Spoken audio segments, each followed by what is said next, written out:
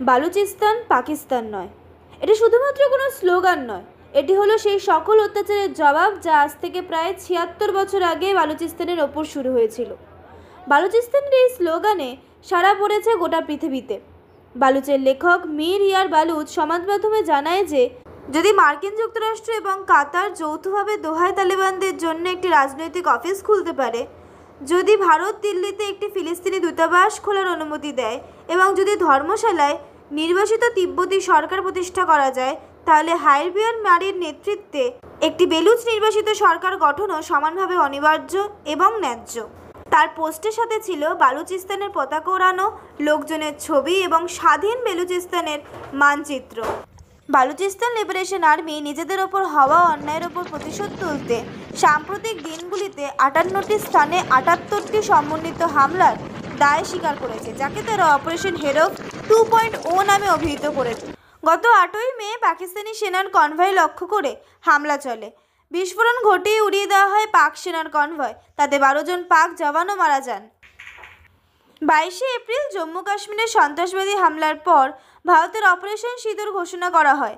তার ফলে বালুচিস্তান ঘুরে দাঁড়ানোর সাহস পায়। পাকিস্তানের বিরুদ্ধে প্রতিবাদ জানায় তারা। সমাজ মাধ্যমে একটি পোস্টের দ্বারা পাকিস্তানকে সাবধান করে দেওয়ার হুমকিও জানায়। এই মুহূর্তে বিওয়াইসি অভিযোগ করেছে যে ইসলামাবাদ কিল্ড অ্যান্ড ড্যাম্প নীতিকে পুনরুজ্জীবিত করেছে, অর্থাৎ বালুচ পরিচয় ও রাজনৈতিক প্রতিরোধকে মেরে ফেলা এবং মুছে ফেলার পরিকল্পনা করছে ইসলামাবাদ। এএনআই রিপোর্ট অনুযায়ী পাকিস্তানের চেয়ে বৃহত্তম কিন্তু স্বল্পোন্নত প্রদেশ হলো বেলুচিস্তান। বৃহত্তর স্বায়ত্তশাসন, প্রাকৃতিক সম্পদের উপর নিয়ন্ত্রণ এবং রাষ্ট্রীয় অবহেলা এবং সামরিক বাড়াবাড়ির অভিযোগের কারণে কয়েক দশক ধরে অস্থিরতা চলছে এই স্থানে। ১৯৪৭ সালে ব্রিটিশ ভারত বিভাগের পর কালাত রাজ্যটি সংক্ষিপ্ত সময়ের জন্য স্বাধীনতা ঘোষণা করা হয়। ১৯৪৮ সালে পাকিস্তান এটিকে জোর করে অধিগ্রহণ করে, যা বেলুচিস্তান জাতীয়বাদীরা কখনোই মেনে নিতে পারেনি।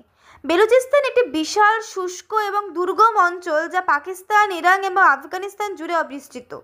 এর বৃহত্তম অংশ দক্ষিণ পশ্চিম পাকিস্তানে অবস্থিত, যা এর ৪৪% জমি জুড়ে রয়েছে, কিন্তু জনসংখ্যার মাত্র ৫% এর বাসস্থান। কয়লা, সোনা, তামা, গ্যাস এবং খনিজ পদার্থে সমৃদ্ধ হওয়া সত্ত্বেও বেলুচিস্তান পাকিস্তানের সবচেয়ে কম উন্নত অঞ্চল। ভারত অপারেশন সিঁদুর শুরু করার পর ভারতের প্রধানমন্ত্রীকে উল্লেখ করে মীর ইয়ার বালুচ বলেন যে গণতান্ত্রিক প্রজাতন্ত্রে বেলুচিস্তানের জনগণ ভারতের জনগণের প্রতি তাদের পূর্ণ সমর্থন জানাচ্ছে। চীন পাকিস্তানকে সাহায্য করছে, কিন্তু বালুচিস্তানের জনগণ ভারতকে। প্রিয় নরেন্দ্র মোদীজি, আপনি একা নন, আপনার প্রতি ৬০ মিলিয়ন বালুচ দেশপ্রেমিকদের সমর্থন রয়েছে। বালুচদের সংগ্রাম কেবল গুলি নিয়ে নয়, এটি মৌলিক অধিকার সম্পর্কেও। পরিষ্কার জল, জ্বালানি, মাছ ধরা, শিক্ষা এবং ন্যায় বিচার সব কিছুই দরকার। এখন অপেক্ষা শুধু সময়ের। মাত্র ৬০ লক্ষ জনবহুল একটি দেশ কিভাবে সারা বিশ্বকে কাঁপাতে পারে, এখন সেটিই হলো লক্ষণীয় বিষয়। এই নিয়ে আপনার মতামত জানান আমাদের কমেন্ট বক্সে।